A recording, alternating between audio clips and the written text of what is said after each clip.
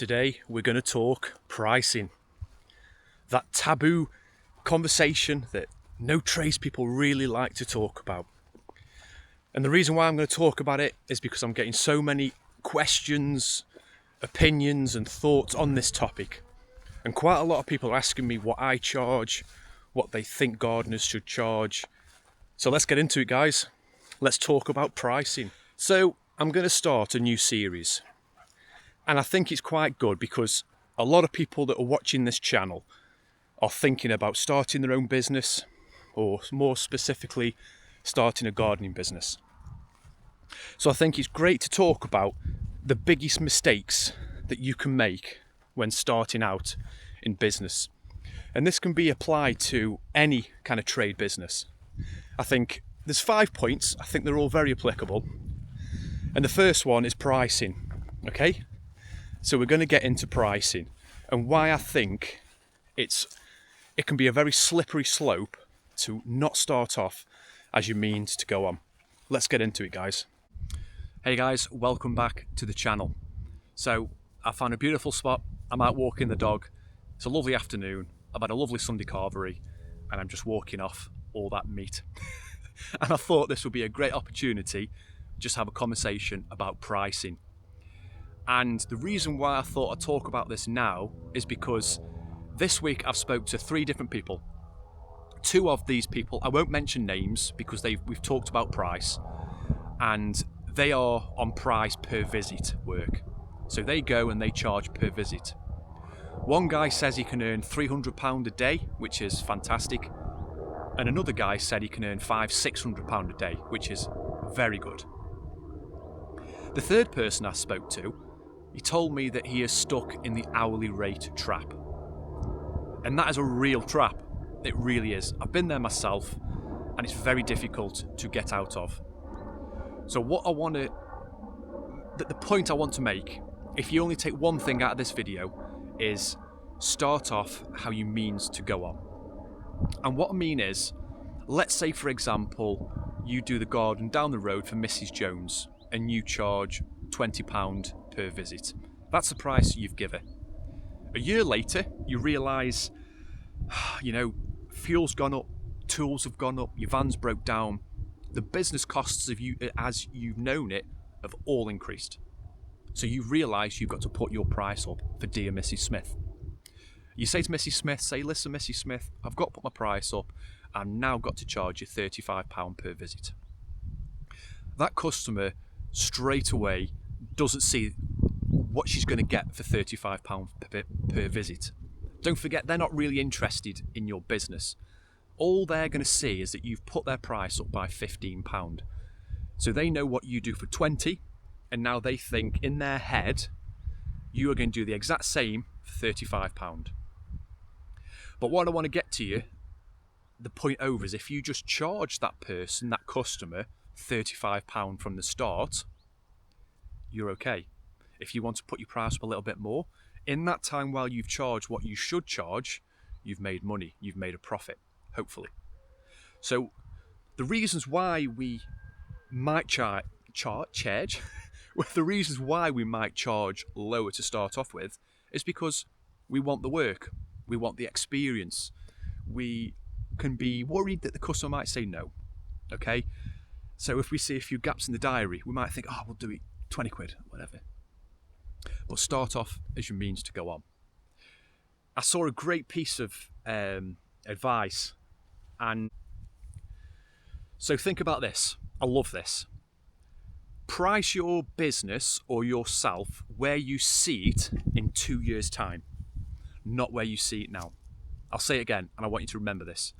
When you're pricing a job, price it as if your business is 2 years in the future and not how it is now. So don't charge that £20 per visit to cut Mrs. Smith's lawn.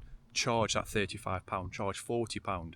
I'm not saying be greedy. I'm not saying rip anybody off. It's not like that.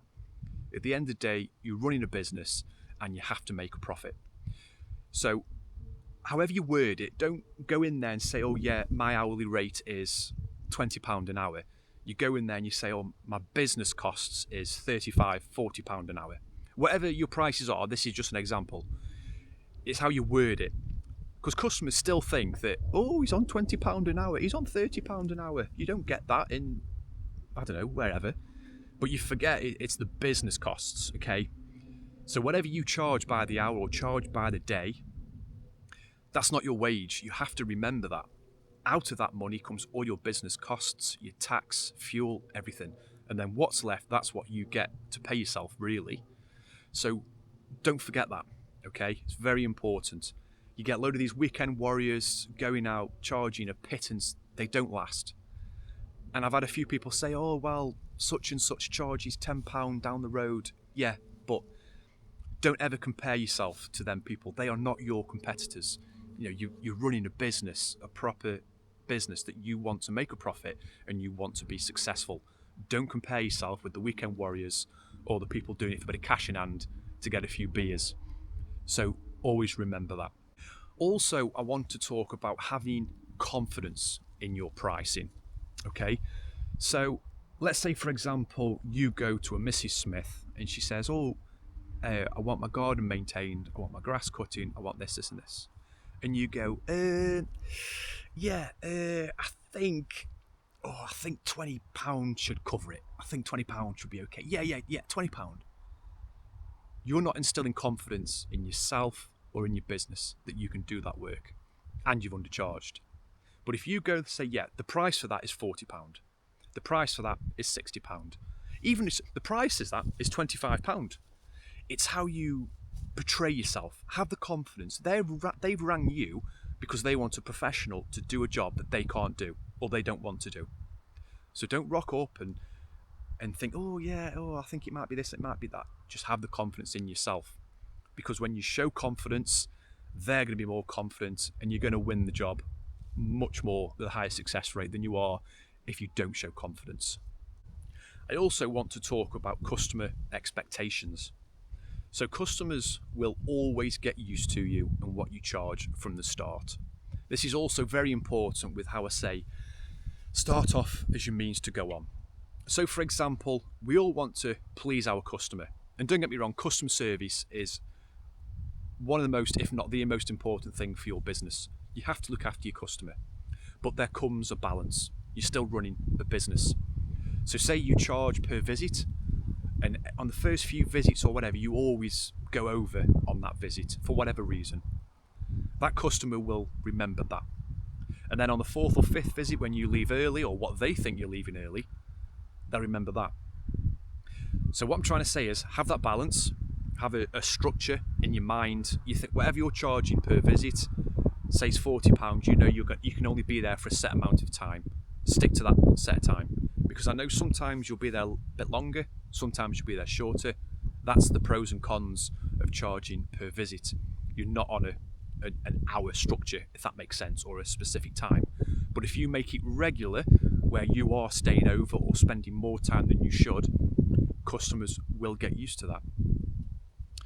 Let's say, for example, you've got a customer that always messages on a weekend. On a Friday night, you've gone out for a meal with the missus, customer message you, and you reply back to them straight away. It's fine, now and then, it's okay. If you want to do that, that's fine. But if there's a habit of that, the customer will expect eventually that you reply to them straight away. It's just human psychology, it's just how it works. So on that time that you don't reply back and you take a day longer because you're busy, they'll be like, oh, I texted you but you didn't reply. It's happened to me, and I know it's happened to many other people out there, so just be wary of that as well. And another important one I want to talk about is extra jobs or extra work.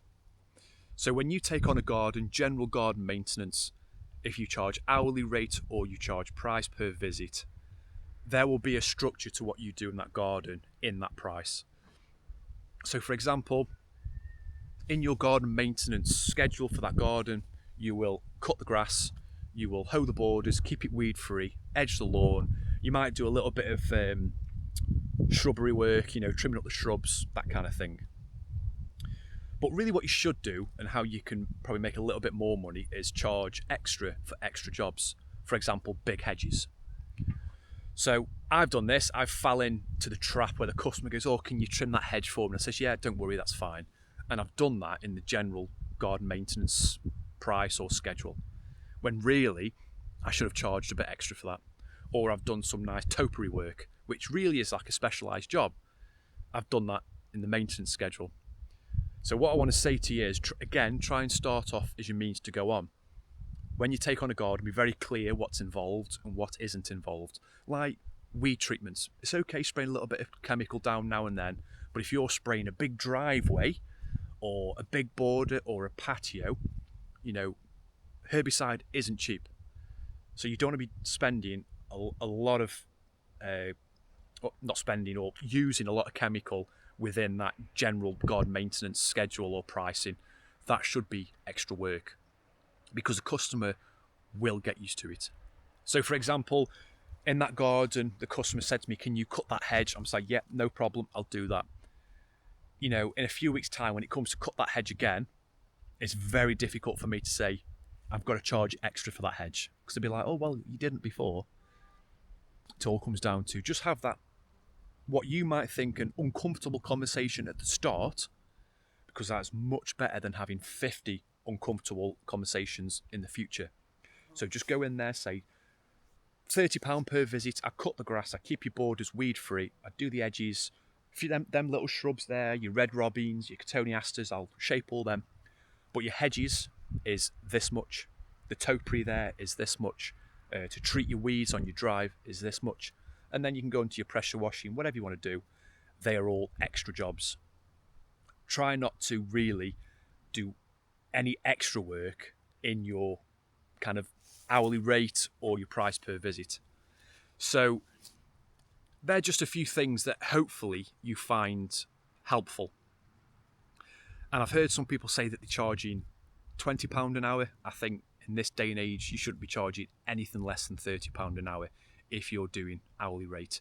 £30 an hour, £35 an hour. You've just got to remember that your business has to make a profit. It has to make money. You're not working for a salary, you're not working for wage. You're working for the business costs. So all the money comes in, that's got to pay everything before you pay yourself. And you want to pay yourself a good wage, or what's the point of working in 35-degree heat or torrential rain or through the winter? You've got to make it worth it for yourself, guys. So anyone charging £20 an hour, put it up, If you can, I always think the best way to do gardens is price per visit, price per job. So for example, lawn cutting, no lawn will ever take you exactly an hour or 2 hours. So lawn cutting is always price work. It's this much for that job. Hedge cutting should always be price work. No hedge takes you exactly an hour. So general garden maintenance is hourly rate if you want, because I always find some of the gardens I look after are like 4, 5, 6 acres. I find it very difficult on my own, unless you've got a lot of lads with you, is to do a price per visit. Because when you've got that much garden, you can't just go in there for 20 minutes and charge 150 quid. The customer won't have it. Whereas if you can say, I'm there for a set amount of hours, and you're always covered as well. If something doesn't get done, you can say, well, I'll do a few extra hours next week, or, this border or this whatever needs more time. So you're always covered as well. But smaller gardens, your standard semi-detached houses, front and back lawn, price per visit, cut the grass, do the borders, spray the weeds, in and out. They call it mow, blow and go. A lot of these people that just do lawns, and they can make really good money by just price work. So I'm hoping this has been helpful, guys. If you're still watching, thank you. Like, subscribe, follow the journey. I'm really trying to start and grow a community and help people. Because when I started, I didn't always find the information I wanted. So hopefully this is good. And pricing is always a thing that people talk about, ask about. Not many people mention it really. But it already, again, you can see what people can earn. You've got gardeners, just one man in a van, go out and earn £300 a day, for a 7-8 hour working day. I think that's really good. If you can do 1,500 quid a week, £6,000 a month? That's pretty good. It's pretty good. And other people, they're making £400-500 a day. That's when you start to make some really good money. And I just think you got to think, if you do charge by the hour, realistically, let's say you're working an 8-hour day.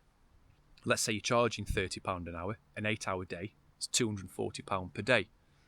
and that's 8 working hours.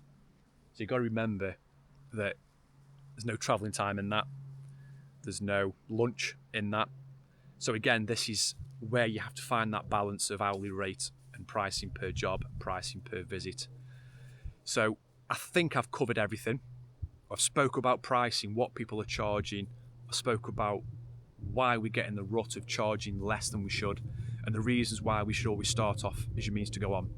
A little golden nugget is what I said. Every job you do, if you price that up as if your business was 2 years in the future and not how it is now, taking consideration inflation, 3-4% a year, whatever, your van costs, your finance, your loans, if you've got loans, your equipment, everything's going to go up. So price for the future. So you will hopefully always be ahead of the curve. And I think then you're just going to future-proof yourself. In this line of work, there's days when you can't work with torrential rain, if it's too hot. Winter can be a quiet time. So you've got to kind of work that out and think how much it actually costs me to go to work every day. And how you do that, let's say over a 4-week period on a month, how much is your van finance? How much is your fuel? How much fuel do you spend a week? Have you put a little bit of money away for a rainy day? Have you put a little bit of money away for a pension? How much do you pay yourself per month? You need to put a little bit of money away for tools and things like that. Add all that up and divide it into 4, and then that gives you your weekly kind of business costs. Divide that by 8 hours, divide that by 5, and then divide that by 8, and that is your hourly cost, really. So then you should always add on whatever profit you want to make on top of that. That's up to you and your business. But that's a great way to actually work out. You've got to work out how much it costs, really, for you to just get in your van and go. Because I spoke to other people before, and they haven't got a clue on how much they spend a month, which is, baffling, really. But it is what it is. Work that out, split it over the week, see how much it costs you per hour, and then whatever you're charging per hour, per job, it needs to be, higher than that for you to make a profit. So hopefully this has helped someone. If I've missed something or if anything else that people want to know, drop it in the comments below, because I really do try my best to answer everyone. And I just want to say thank you, because I'm getting really good engagement. I've met some really good guys on this already, well over 300 subscribers. It's just brilliant. So I really do appreciate it. So hope this helped. If I've missed anything, put it in the comments. And if you're not already, please subscribe and follow the journey and see what else we have to say. Goodbye for now, guys. See you soon.